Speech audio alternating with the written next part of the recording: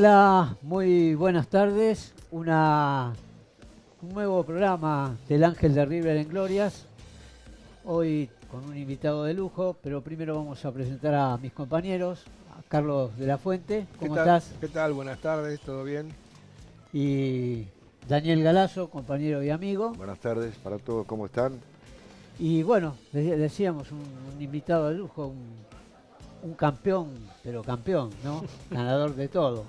Ganador del campeonato argentino 85-86, Copa Libertadores 86, la primera y única Copa Intercontinental y la Interamericana. Me estoy refiriendo al señor Alejandro Montenegro. Hola Alejandro, ¿cómo estás? Hola, buenas tardes. ¿Qué tal? Buenas tardes, un gusto, un placer. El placer es nuestro de recibirte porque esta es tu casa.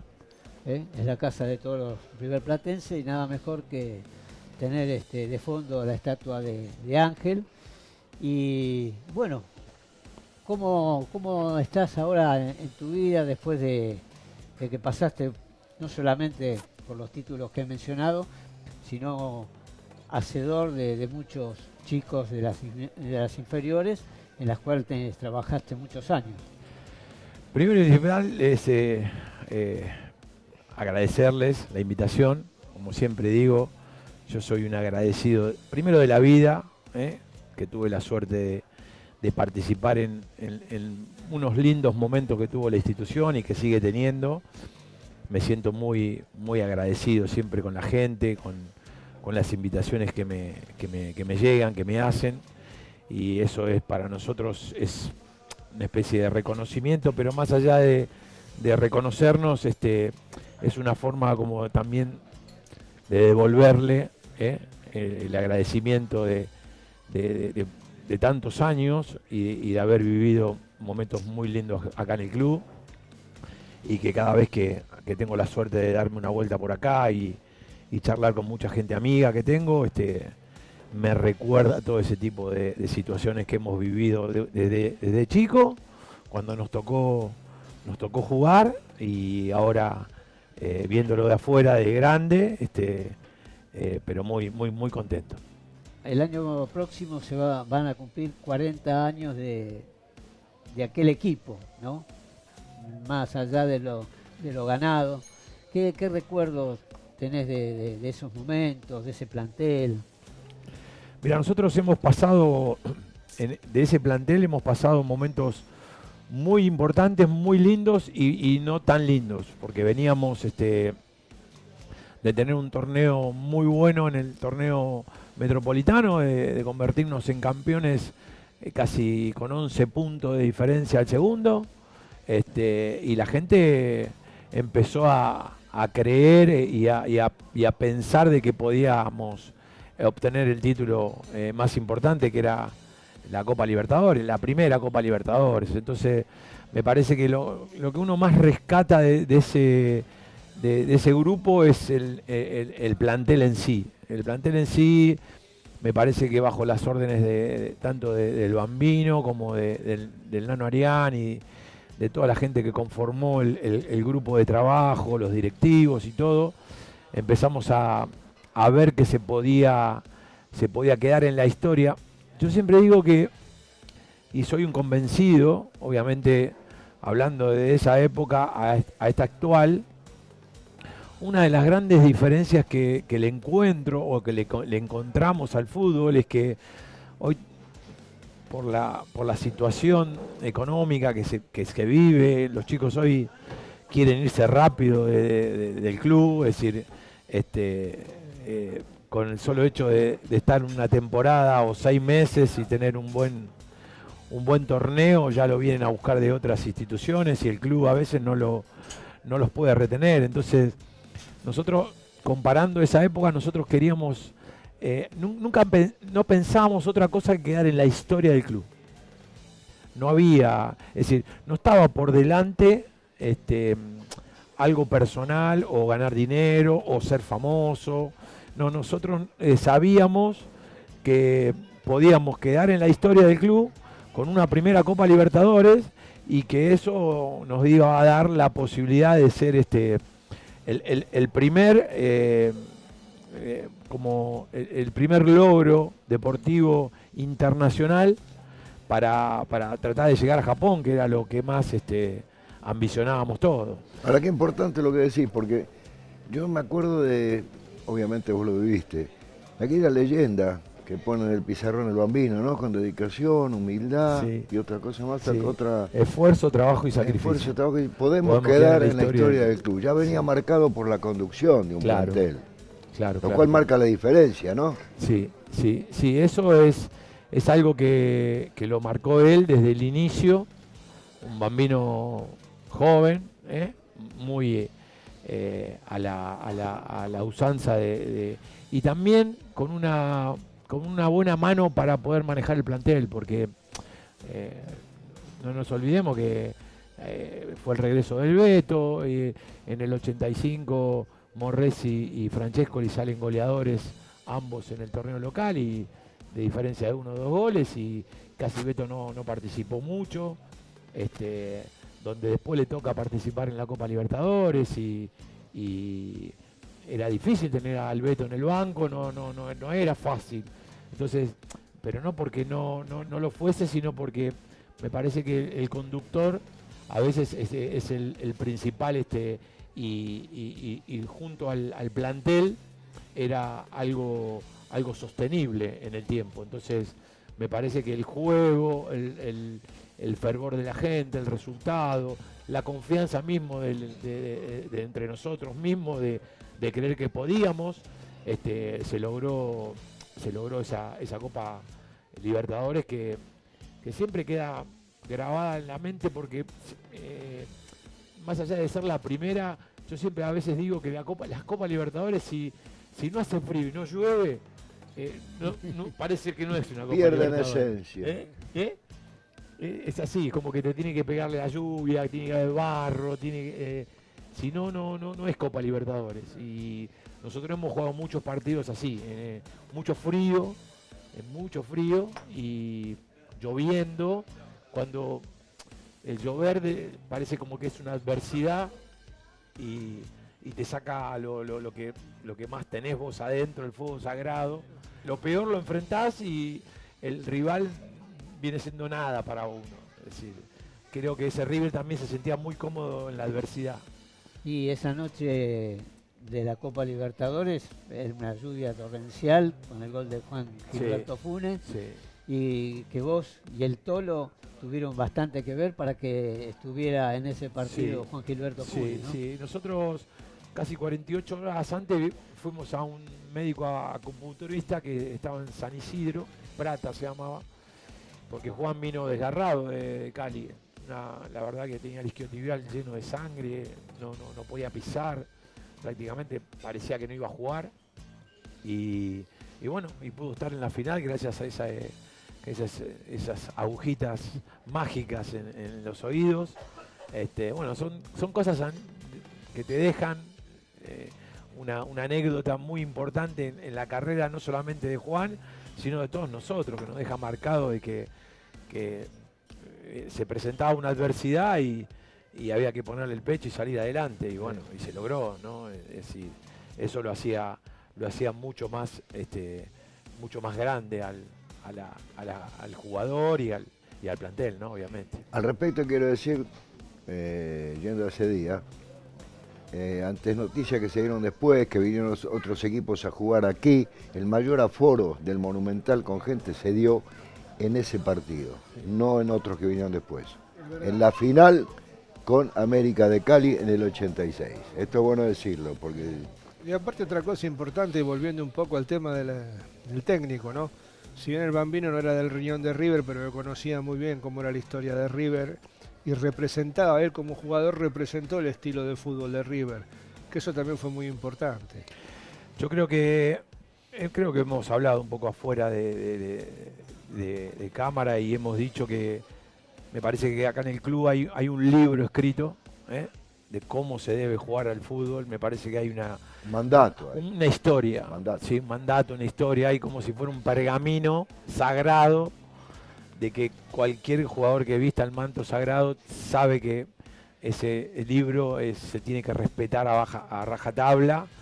El Bambino lo supo manejar, interpretar, y los jugadores también, pero me parece que después, es decir, no podemos olvidar de todo lo que vino anteriormente, porque yo siempre digo que River no empezó ese día, ni tampoco terminó ese día, empezó hace muchos años atrás, y con un legado, ¿no? Muy importante dentro de la historia del fútbol argentino, y la cantidad de jugadores que han pasado por la institución, bueno, lo hace todavía mucho más grande, ¿no? Obviamente. Claro, vos hablábamos antes de comenzar el programa charlando de los maestros, ¿no? De la gente que lo formó, de las charlas con Adolfo, con Martín, toda gente que nosotros programa a programa siempre, es más, lo sacan ustedes, los protagonistas, sacan esos nombres que hicieron grande a River en su historia. Como vos decís, hay un libro que marca que River tiene que ser así. Es imposible dejar de lado toda esa enseñanza, y más allá de enseñanza, toda esa trayectoria que han tenido uno lo llama maestros, pero pasaban mucho más allá de eso. Es decir, lo que para nosotros fueron toda esa gente, Pando, Dominici, Ramos Delgado, Bairo, Curti, mucha gente que nos ha dejado a nosotros y han pasado por las manos de un montón de chicos y de muchachos que de pronto han tenido la posibilidad de estar en primera división, pero también se han forjado en otras instituciones, que esto que el otro, bajo el mando de ellos.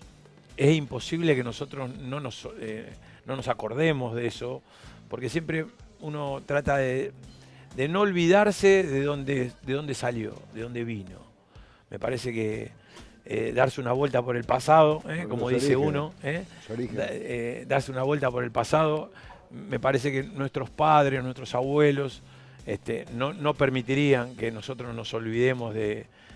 A nosotros nos pasa, hoy mismo hoy somos grandes y yo tengo hijos, tengo nietos y todo, no me permito que ellos no sepan de quién fue el abuelo y tampoco quién fueron sus abuelos, sus bisabuelos.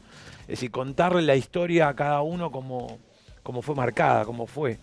Entonces, a mí me enorgullece siempre hablar de esa gente porque nos ha dejado muy a fuego, marcado todo lo que somos, primero como personas, ¿sí? Y segundo, lo que nos dieron a nivel profesional, ¿no? Obviamente eso no hay posibilidades que uno se pueda olvidar de esas cosas. Ahora, perdóname, el hincha sabe cuándo va a haber un equipo, sabe que ese equipo no va a perder fácil o directamente la va a perder. El caso de ustedes nosotros lo sabíamos de la tribuna. Esas intuiciones que se dan basadas en algo certero que se ve. ¿Ustedes lo sentían como grupo? ¿No nos pueden ganar? ¿Se siente en el grupo eso, en un grupo, en un plantel? Sí, se siente y se contagia. Porque el resultado del fin de semana es el contagio de la semana. En la semana uno trabajaba sabiendo de que teníamos por delante un partido importante, pero ya habíamos ganado la semana de una forma que nos sentíamos que esto lo sacábamos adelante muy fácilmente. Es decir, nos habíamos propuesto, por eso siempre lo repito, nos habíamos propuesto algo muy importante, que siendo muchos jugadores jóvenes que se nuclearon con gente de experiencia y todo, nos pusimos por delante algo que en otros momentos no hubiese pasado. Es decir, no estaba en nuestra mente, bueno, vamos a ser campeón y nada más. Para nosotros era tan importante esto que te decía, de quedar en la historia del club, que no fue casual de ganar un torneo, ganar una Copa Libertadores, y ir a Japón, ir y ganar. Ir y ganar. Es decir, como que fuimos allá y en la cima de la montaña dijimos, bueno, toda la gente, imagínate, todos japoneses, no es la actualidad como tuvo la suerte de River de llevar no sé cuánta cantidad de gente acompañado. Allá hubo un grupo de pocos pocos representantes de la institución, o directivos, muy poquitos argentinos que pudieron viajar allá, el resto era todos japoneses. Nos llamó muchísimo la atención el equipo rumano, que era una especie de dictadura, había un soldado por un jugador, cada jugador tenía un soldado atrás, es decir, era la dictadura rumana, y todos jugadores de selección, no había jugadores y un equipo que le venía de ganarle al Barcelona. Bueno, ahí me quiero parar, porque el logro se ha querido desestimar. No jugó con cualquiera River. Y si le tocó el Estegui es porque llegó, y si llegó porque había eliminado, como decís vos, al Barcelona. Sí. Y era la base de la selección de Rumania. No, quiero aclararlo, porque hubo otras finales intercontinentales en donde, por cuestiones que ahora no vamos a analizar, que tienen que ver con comportamiento que tuvieron hinchas en América, no quisieron ver, lo que sea, no jugaron con el campeón de Europa. No. River jugó con el campeón de Europa. Sí. Eso lo quiero dejar aclarado también, porque está como minimizado esto del Steaua. Y aparte que le ganó la final de lo que hoy es la Champions a un Barcelona que tenía figuras también, no es que no le ganó a un equipo normalito, digamos. No, pues lo dijo Alejandro, con jugadores de la selección rumana. Sí, jugadores de selecciones la base de la selección rumana, y la verdad que analizándolo futbolísticamente, un equipo duro, nos costó, es decir, no fue un partido fácil, es decir, fue un partido duro, sin información, prácticamente no teníamos muy poca información de lo que nos íbamos a enfrentar. Otra actualidad completamente disociada de esta, viajamos 15 días antes para podernos aclimatar un poco al horario, a la relación tiempo-distancia. Después teníamos que entrenar y teníamos que atravesar medio Japón para poder entrenar, es decir, hubo algunos inconvenientes que hoy no lo tenés, es decir, no tenés esa posibilidad de tener las, no sé si comodidades, pero tenés muchas más posibilidades hoy que nos hubiese gustado tener 20 años hoy y estar jugando hoy una final en estas condiciones, ¿no? Porque yo siempre digo que me parece que el carácter de los equipos tienen una especie de plus a la hora de resolver distintas situaciones. Yo creo que ese equipo tenía un carácter que se sentía muy cómodo en la adversidad. Yo siempre digo, en el Monumental estábamos bien, estaba bueno, jugábamos bien en nuestro estadio, pero cuando íbamos afuera el equipo era medio, gladiador, medio, se ponía una coraza y era más bravo afuera que de local. Entonces nos sentíamos muy cómodos en la adversidad. Por eso te digo, eso me parece que es la puntada final que tiene el equipo. Y esa final se ganó por una picardía. Una picardía. Se hizo la jugada rápida, pase al Zamendi. Sí. Y uno de los goles más importantes de la historia de River. Para mí es más importante, lo hablábamos antes de estar al aire. Y aparte, vos decías que en la adversidad o jugando por ahí de visitantes se hacían más fuertes. Y está el caso que ustedes dieron la vuelta olímpica en la cancha de Boca. Vos marcaste un gol que quedó también registrado en la historia. Sí. ¿no? ¿Cómo fue? Que va a estar ilustrando esta nota. Sí. Uno de los goles más gritados también. Sí. Y también partidos memorables como el famoso 5-4 con Argentino. Con Argentino. Un partido para el infarto. Pero porque aparte que fue un partido que...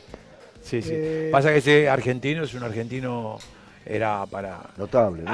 Había varios equipos, Argentino, Independiente, Estudiante, es decir, eran equipos bien armados y bien cosechados en lo que es a nivel futbolístico, porque individualmente tenían muy buenos nombres, pero también colectivamente jugaban muy bien. Pero este es el partido 5-4. Yo me remito al otro partido donde se sufrió un poquito más, que fue la cancha de Vélez, ¿no? Ah, el 0-0. Claro. El de 120 minutos. Claro. Sí, hacíamos fuerza todo, ¿no? Hicimos fuerza y los palos también hicieron fuerza. Aparte que esa noche Neri estuvo, sí, iluminado, sí, un gran arquero sí, también. sí. La verdad que sí. Pero bueno, parecía como que no era hasta sufriendo, parecía que sufriendo uno estaba dentro de los, no de los placeres, sino que sin sufrir a veces una Copa Libertadores no está fácil. Bueno, en la actualidad pasa exactamente lo mismo.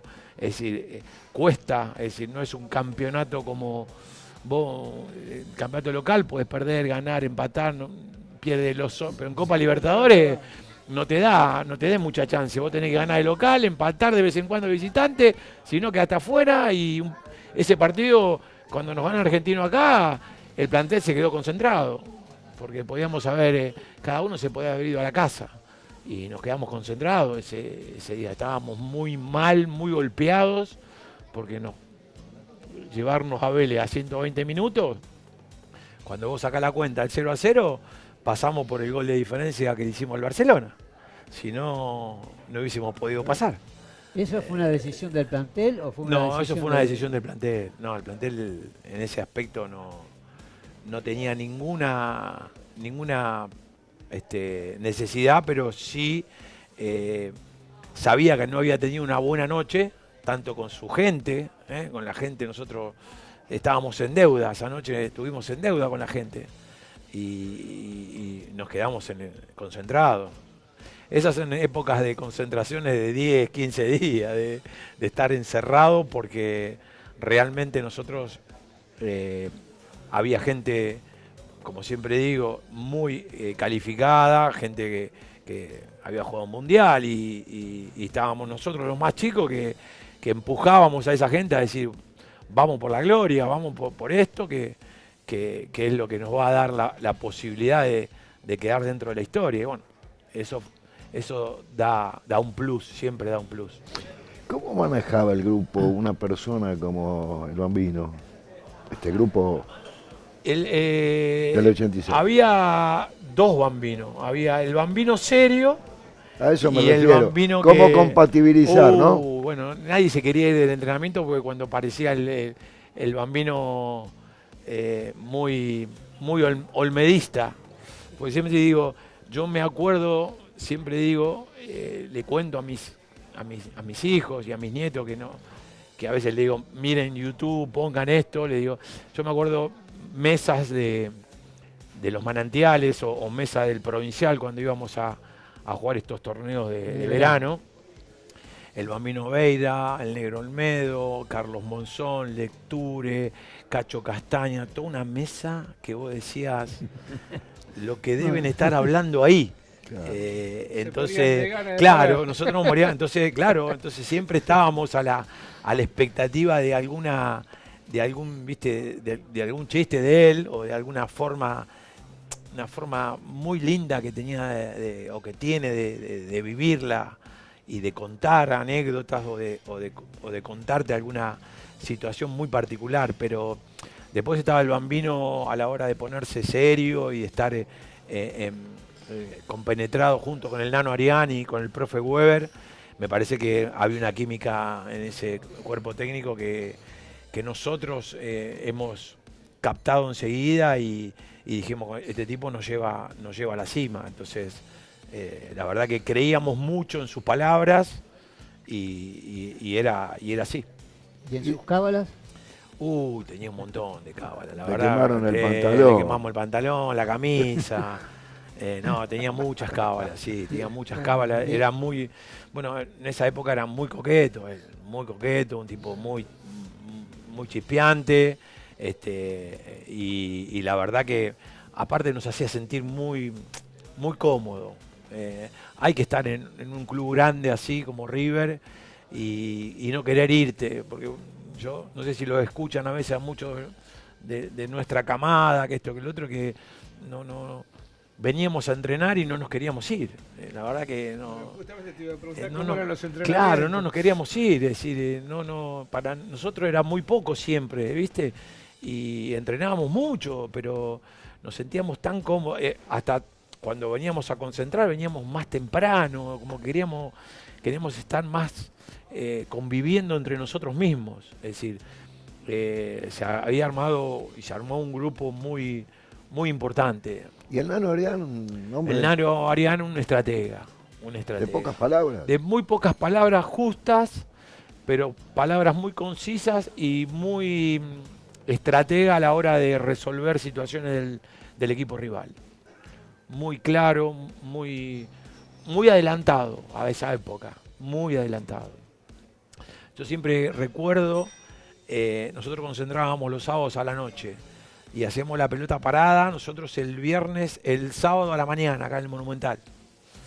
Entonces teníamos reservado acá, justo donde está la estación de servicio, una cuadra más, había ya no está más, un boliche que se llamaba Camerún en esa época. Sí, sí. ¿Sí? Entonces, bueno, el Tolo Gallego era el primero en llegar y se armaba una mesa larga. Entonces todos los jugadores debíamos parar porque el capitán daba la orden de todos teníamos que parar. Entonces parábamos todos, comíamos un bermucito chiquito, unas empanaditas, una picadita, todo. Listo, levantábamos todo a casa y después a la noche veníamos a concentrar. Pero eso era una especie de cábala que el plantel tenía todo. Es más, a Japón mucho de vianda de eso salió de ahí. Mirá. Llevamos mucha vianda de ahí. De Camerún. De Camerún, sí. Hay una anécdota, no sé qué jugador la contó en el micro que lo llevaba en Japón, Sí. que lo hacía volver o lo hizo volver. Hay una anécdota del Bambino que se equivoca, el japonés se equivoca y se mete en una calle sin salida y la calle sin salida da a un cementerio. Entonces el Bambino, a ver esa situación, el micro tenía cámara atrás, trasera, entonces el tipo miraba, retrocedió todo. Bueno, a los entrenamientos nos hacía pasar siempre por el cementerio. Digo, pero Bambi, vamos de vuelta por ese mismo lugar y vamos de vuelta por ese mismo. Bueno, tenía esas cosas, el tipo tenía esas cosas muy de él y muy abiertamente para esa época muy adelantado. La verdad, ¿Él quedaba muy adelantado. concentrado con ustedes? Sí, él quedaba concentrado con nosotros. Sí, él quedaba concentrado con nosotros. Volviendo un poco atrás y hablando de los maestros, de los formadores y demás, hoy en la actualidad, ¿ves esa docencia que tenían ustedes? ¿Ves a gente como los que nombraste, Bairo, Pando, etcétera, etcétera? ¿O se ha perdido todo eso? No, se ha perdido porque hoy la actualidad marca que el reloj es algo que en el tiempo para los formadores les juega en contra. Esa gente vivía en el club. Hoy no. Hoy son contados con los dedos de las manos. No. Hoy el entrenador o un formador le toca trabajar, le toca un tiempo, un horario y termina su horario y se termina yendo a su vivienda. Y eso no pasaba en otra época.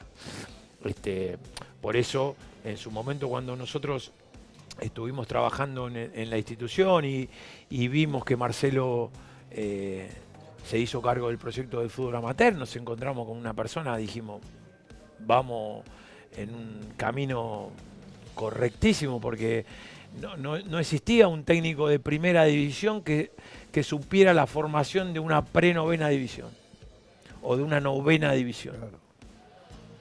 Después, lamentablemente, la vorágine del técnico de la primera lo llevó a no poder estar en todos lados y se cortó, pero ese es el camino que hay que seguir. El camino es el que conduce o que tenga la posibilidad de coordinar o esto que le ponen rótulos del manager o de que le ponen un nombre a tiene que tener el conocimiento y la prestancia de estar el tiempo más que necesario para saber y estar al tanto de todo lo que sucedía. Cuando vos me hablas de Adolfo Pedernera, Adolfo vivía acá, Martín vivía acá adentro, Dominici vivía acá, Delgado, es decir, no se iban, arrancaban a las 8 de la mañana y eran las 7 de la tarde, estaban adentro del club. Entonces, eso se cambió, obvio. Hoy no están esos formadores, ya no están más. Es decir, para bien o para mal, se modificó y se fue gestando otro tipo de trabajo, pero que también hay muchos chicos que de pronto tienen la posibilidad de llegar a primera división, pero no llegan con las herramientas que realmente se le deberían dar. Es decir, hay muchos chicos que juegan en primera división, hay muchos chicos que están en reserva, que esto que el otro, pero vos les ves situaciones de que todavía no terminaron de aprender ciertas cosas que le van a suceder en un futuro. Es decir, esto es como enseñarle a un chiquito de infantiles lo que le va a venir. ¿Qué es lo que le va a venir? Bueno, los pasos que van a tener que pasar. Entonces, bueno, para eso tiene que estar el formador, para eso tiene que estar el hombre que los guíe, ¿no? Sí. En los grandes logros, como este de la Copa del 86, estimo que hay 4 patas, ¿no? Es decir, el plantel, cuerpo técnico, los hinchas y la directiva. ¿Cuánto tuvo que ver el nivel dirigencial de esa época para que contribuyera a este logro? Yo creo que la dirigencia me parece que entendió, porque nosotros veníamos de jugar de un Nacional que nos saca Vélez y que estuvimos ahí a punto de ganarlo, nos ganó Vélez. Me parece que la dirigencia entendió a partir de ahí el acercamiento hacia el plantel. Siempre en anteriores gestiones la dirigencia medio que tomaba como una brecha. Sí, una cierta distancia. Es decir, hablaba con 1, con 2 o con 3 referentes y después el resto no tenía relación. No, la dirigencia cambió esa situación, se involucró mucho más con el plantel, hasta de los grandes, y los grandes acompañaron a los chicos. Entonces nos sentíamos acompañados. Entonces me parece que ese fue uno de los logros también muy importantes por parte de la dirigencia. Nos sentíamos que podíamos contar con cualquier circunstancia que nos pasaba, que podíamos contar con ellos y la verdad que nos respondieron siempre bien. Ustedes tenían siempre una gran virtud de cuidar y aconsejar a los más chicos, porque también era una forma de hacerles ver lo que significaba vestir esta camiseta y lo que tenían que hacer para llegar a trascender en primera división. Sí, porque yo vuelvo a repetir, en el esfuerzo y en el trabajo y en el sacrificio me parece que el que se vio reflejado, yo me vi reflejado mucho en Saporiti, por ejemplo. Eduardo para mí era un espejo, yo decía, si yo entreno como este hombre, voy a llegar muy lejos.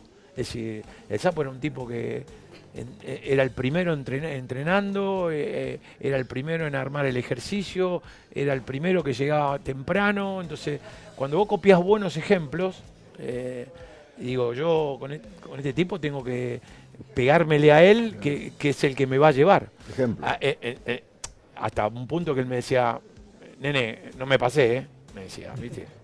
Sí, te marcaba la cancha. Sí, te marcaba la cancha, porque nene, a mí no me pasé, ¿me entendés? Entonces, Aparte pero yo con un respeto absoluto, y era mi espejo, digo, ¿no? Yo con este hombre, digo, la verdad que, y al verlo jugar nada más, el tipo, una velocidad, un tipo que no se lesionaba, un tipo, cuerpo privilegiado, vos decías, ¿viste? Cuando vos ves todo bien, ¿viste? Bueno, me parece que eso también es un contagio de todos los chicos que veníamos en esa camada, que el que agarró, en cierta forma, ejemplos así, ha llegado a largos momentos lindos, ¿no? Para irse... Se destacó también como central, porque terminó jugando Sí, de terminó central. jugando de 2. Sí. para ir cerrando, ¿qué cosas rescatás de tu época y qué cosas rescatás del fútbol de la actualidad? Y de mi época lo que más rescato es, yo siempre digo que me parece que el jugar por esa remera no tenía ni pasado por la cabeza ningún costo, ni que me voy a comprar esto, voy a comprar lo otro, no. Se jugaba por eso, se jugaba directamente por eso. Y hoy no digo que no se juega por eso, pero hay otros intereses creados. La verdad que, es decir, Sin los duda. intereses que se manejan fuera del fútbol y que no le hacen, bueno, ni que hablar, estamos en presencia de que hoy se juega hay apuestas. Es decir, el que juega, el que niega eso, es decir, hay publicidades que dicen si sos menor no jugués, como si en el teléfono vos podés poner 16 años y podés poner 32, que es lo mismo. Aún peor. Aún peor. Esto ha hecho crisis en algunos planteles de otros divisionales. Pero eso, lo que pregona eso es que a un chico que trabaje o que quiera jugar al fútbol o que quiera hacer cualquier actividad, hoy con un poquito de plata en el bolsillo, el esfuerzo, el trabajo y sacrificio no están. Queda supeditado, claro. Está supeditado a otra cosa. Entonces, lo que uno más extraña, vuelvo a repetir, yo siempre digo lo mismo, cambio todo lo que tengo, a todo el mundo le digo lo mismo, por subir las escalinatas. Bueno, ahora no suben más las escalinatas, ¿no? Ahora hacen la entrada en calor, se perdió eso, la entrada en calor, la gente ya los ve a los jugadores, antes no los veía. Es decir, cambio todo lo que tengo por subir las escaleras del Monumental, levantar los brazos y que haya 60, 70 mil personas aplaudiendo y tirándote papelito. Eso siempre le digo a los chicos, no se pierdan de eso, no traten de, imagínense lo que significa eso para un jugador, de llegar a ese lugar y levantar los brazos y que toda la gente aplauda. No tiene precio. Antes de cerrar, no quiero dejar de aludir al Triángulo de las Bermudas. Ruggeri, Tano Gutiérrez y el Tolo. Y el Tolo. Qué yunta. Ahí no solamente... Barcos no se perdían, pero otras cosas, ¿no? Que perdían la brújula. No. Meterse ahí en ese triángulo era morir antes de tiempo. Morir antes de tiempo. Bueno, pero la verdad que se nos pasó muy rápido esta hermosa charla, y es más, veía a Alejandro diciendo daría todo por subir esas escalinatas, y en sus ojos se notaba esa melancolía y esa pasión, ¿no? Sí, es así. Así que... Bueno, nos pasa a nosotros como hinchas de haber Sí, vivido, pero... ese plantel y sentarte en la platea a ver el partido sabiendo que River ganaba, ¿viste? Porque era un equipo ganador. Y realmente han logrado y han quedado en la historia con algo tan importante como haber ganado 4 títulos importantísimos. El campeonato local. Lo que me refería era el brillo de sus ojos, de recordar ese momento, que hoy quizás todo eso por ahí me equivoco, ¿no? Se ha perdido un poco, ¿no? Pero ellos o en este caso Alejandro lo ha manifestado. Rescatar la gloria, ni más ni menos. Sí. Agradecerte infinitamente por haber estado acá. El regalo para el invitado. Exactamente. Vamos Para a cuando entregarlo. se haga el Todo asadito, afecto. Muy amable, muchas ese gracias. Es el asadito los domingos. Muchas gracias. Y si no, para tenerlo en la repisa, ¿viste? Como para... Muchas gracias.